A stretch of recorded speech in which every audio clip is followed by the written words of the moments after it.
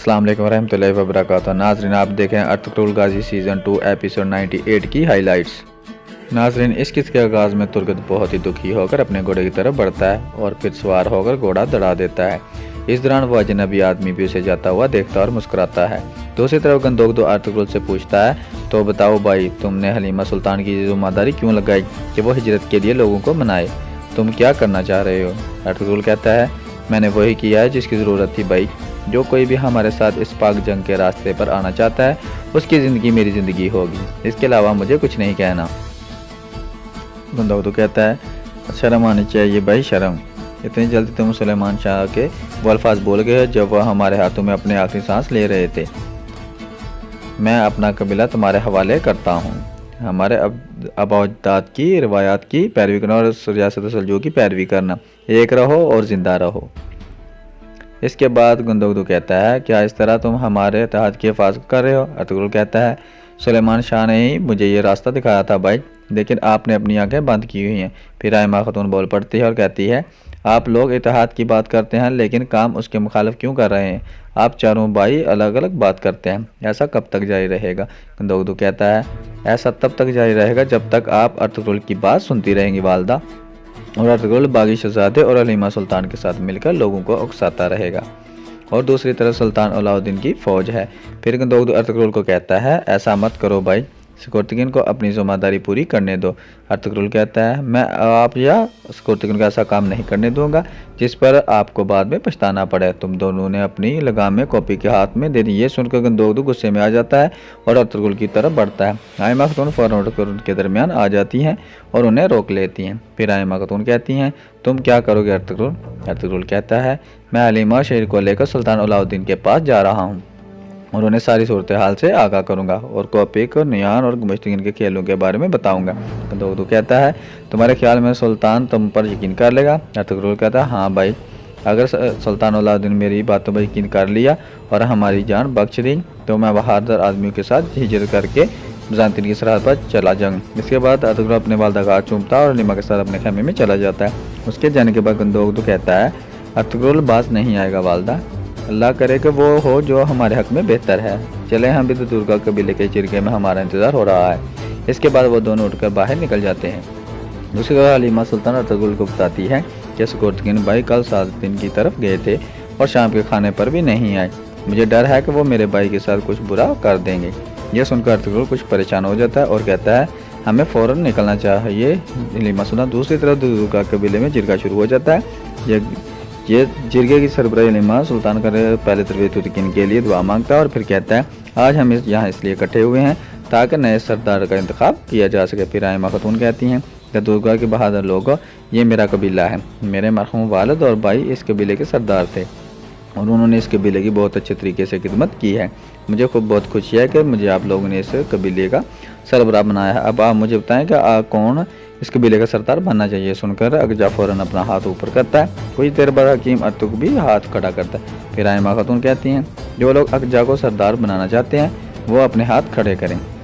जिरगे के काफ़ी लोग उसके हक में काफ़ी हाथ उठाते हैं, लेकिन हकीम अर्तुग के लिए बहुत कम लोग हाथ उठाते हैं। इस तरह फैसला हो जाता है। फिर आयमा खातून खड़ी होकर कहती है, कबीले का नया सरदार अगजा है। फिर वो उसको मुबारकबाद देती हैं और उसको सरदार वाली सीट पर बैठने को कहती हैं। फिर जिरगे के सब लोग बारी बारी जाकर अगजा का हाथ चूमते हैं। दूसरी बार अर्तुगरुल हलीमा रवाना होने के लिए तैयार थे। इस दौरान वो आदमी भी एक तरफ से उनको देख रहा था। ये आदमी दरअसल सादुद्दीन का आदमी था और जासूसी करने की नीयत से कबीले में आया था। दमदार अर्तुगरुल को कहता है, मैं भी आपके साथ बिज़ांतीन जाऊँगा भाई, अब से मैं आपके साथ हूँ। अर्तुगरुल मुस्कुराता और कहता है, पहले हम सही सलामत वापस आ जाएं, फिर हम इस बारे में बात करेंगे। दमदार कहता है, इंशाल्लाह, अल्लाह आपके रास्ते को रोशन करे। फिर अर्तुगरुल और हलीमा घोड़ों पर सवार होकर रवाना हो जाते हैं। इस दौरान सादुद्दीन का जासूस भी लगातार उनको देख रहा था। दूसरी तरफ गाय के लिए जंगल से लकड़ियाँ चुनने में मसरूफ़ था कि इस दौरान सिकोर्तगिन उसको पीछे से देख लेता है और उसका पीछा करना शुरू कर देता है। दूसरी तरफ अर्तुगरुल हलीमा को कहता है, हम 3 दिन में सुल्तान अलाउद्दीन तक पहुँच जाएंगे। कॉपी को बेनकाब करना बहुत ज़रूरी है। हलीमा कहती है, जब वो शहर का ख़त पढ़ेंगे तो उनको हमारी बातों पर यकीन आ जाएगा। दूसरी तरफ गाय के लिए लड़कियां चुनकर अपने वापस ठिकाने पर पहुंच जाता और उसका पीछा करते करते सिकोर्तगिन और उसके सिपाही भी पहुंच जाते हैं।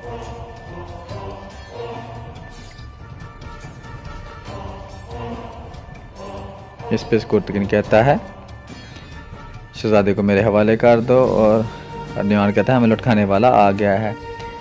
बमसी कहता है ऐसा मत करें, हम इसको आपके हवाले नहीं करेंगे। स्कुर्तगिन कहता है मैं आपको नुकसान नहीं पहुंचाना, अपनी तलवारें नीचे काट दें। स्कुर्तगिन कहता है एक तरफ हट जाओ।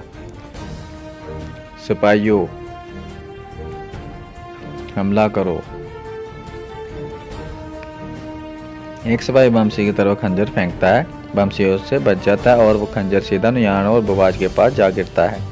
फिर दोनों ग्रुपों में लड़ाई शुरू हो जाती है। इस मौके का फ़ायदा उठाकर बुवाज वो खंजर उठा लेता है और रस्सी काटना शुरू कर देता है। बमसी और दवान स्कुर्तगिन के सिपाहियों का खून बहाए बगैर उनको गिरा रहे थे। इतने में बुवाज सारी रस्सियाँ काट कर आज़ाद हो जाता है और खंजर नुयान के हवाले कर देता है। फिर नुयान अपने हाथ से कील निकालने लगता है।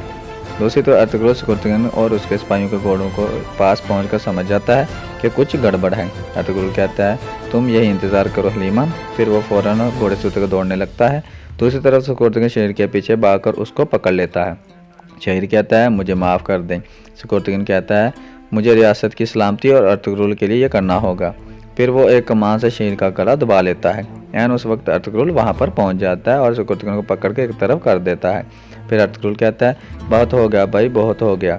फिर स्कुर्तगिन अर्तुगरुल से हाथापाई शुरू कर देता है और दोनों भाई आपस में लड़ने लगते हैं। फिर स्कुर्तगिन कहता है मैं तुम्हें और अपने कबीले को मुसीबत से बचाना चाहता हूँ, मेरे रास्ते से हट जाओ। लेकिन अर्तुगरुल नहीं हटता और एक बार फिर दोनों की हाथापाई शुरू हो जाती है। इतने में हलीमा सुल्तान वहाँ पहुँच जाती है और इसी दौरान नुयान भी कील उखाड़ने में कामयाब हो जाता है और फिर अपने हाथ से भी कील निकाल कर खड़ा हो जाता है और फिर फ़ौरन भागकर एक तलवार उठा लेता है और अर्तुगरुल की तरफ बढ़ता है।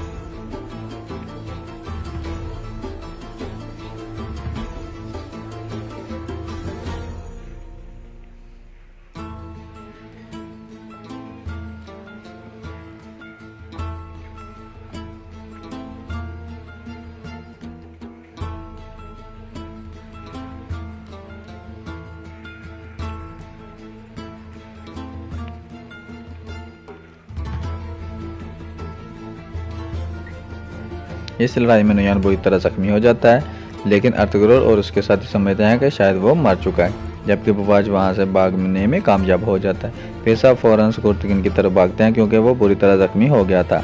अर्तुगरुल उसे इस हालत में देखकर जज्बाती हो जाता है। फिर वो उसे सहारा देकर कबीले की तरफ रवाना हो जाते हैं। दूसरी तरफ कबीले में गंदोगदू आयमा खातून को कहता है मेरे और स्कुर्तगिन समेत बाकी जिरगे वाले लोगों का सबर जवाब दे रहा है वालदा। आयमा खातून कहती हैं मैंने तुम्हें बताया है कि अर्तुगरुल के बगैर जिरगा नहीं बुलाया जाएगा, क्या तुम्हें सुनाई नहीं देता? गंदोगदू कहता है आप शुरू से अर्तुगरुल की नीयत जानती थी, लेकिन उसको आपने काबू नहीं किया और हमेशा उसकी तरफदारी की। मुझे लगता है कि आप सरदारी और ममता के दरमियान उलझ गई हैं।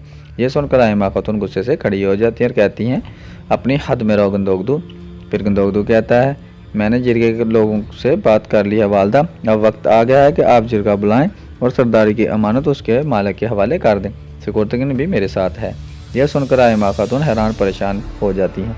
फिर गंदोगदू कहता है आप अर्तुगरुल को नहीं रोक सकती, सिर्फ मैं ही हूँ जो अर्तुगरुल को रोक सकता हूँ और इस कबीले को तकसीम होने से बचा सकता हूँ। इसके बाद गंदोगदू अपने खैमे में जिरगे के कुछ लोगों से मुलाकात करता और उन्हें बताता है कि जिरगे में सरदार का उम्मीदवार बनूंगा और रियासत की मदद से कबीले में अमन सुकून कायम करूँगा। एक आदमी पूछता है अगर अर्तुगरुल आपके मुकाबले में सरदार का उम्मीदवार बन गया तो? गंदोगदू कहता है आप परेशान ना हों, मैं उसको आसानी से हरा दूंगा।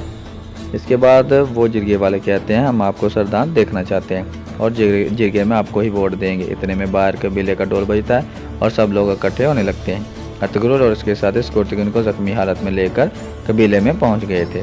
गंदोगदू और अर्तुगरुल उसको सहारा देकर अंदर की तरफ ले जाते हैं। स्कुर्तगिन को अंदर बिस्तर पर लटा दिया जाता है और फिर हकीम अर्तुगरुल उसका मुआयना करने लगता है और फिर अर्तुगरुल से पूछता है क्या हुआ है इन्हें? अर्तुगरुल कहता है ये एक नुकीली लकड़ी पर गिर गए थे। हकीम कहता है मुझे उम्मीद है कि लकड़ी इनके फेफड़ों तक नहीं पहुंची होगी, आप बाहर इंतज़ार करें। फिर अर्तुगरुल और गंदोगदू बाहर मरकजी खैमे में आ जाते हैं। गंदोगदू कहता है अर्तुगरुल क्या तुमने अपनी ज़ुबान खो दी है? क्या हुआ है स्कुर्तगिन को? अर्तुगरुल कहता है गुर्तगार के बारे में आपने बताया, आप ये कैसे कर सकते ये जानते हुए कि वो शहीद के साथ क्या करेगा? आप कैसे उसको गार की तरफ भेज सकते हैं? गंदोगदू कहता है पहले तुम मुझे जवाब दो क्या हुआ है गुर्तगिन को।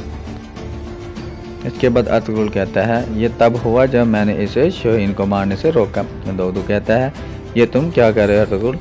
सालातीन के हुक्म अदूली करना तुम्हारे लिए काफ़ी नहीं था कि तुमने अपने ही भाई का खून बहा दिया? इतने में आयमा खातून भी वहाँ पर पहुँच जाती हैं।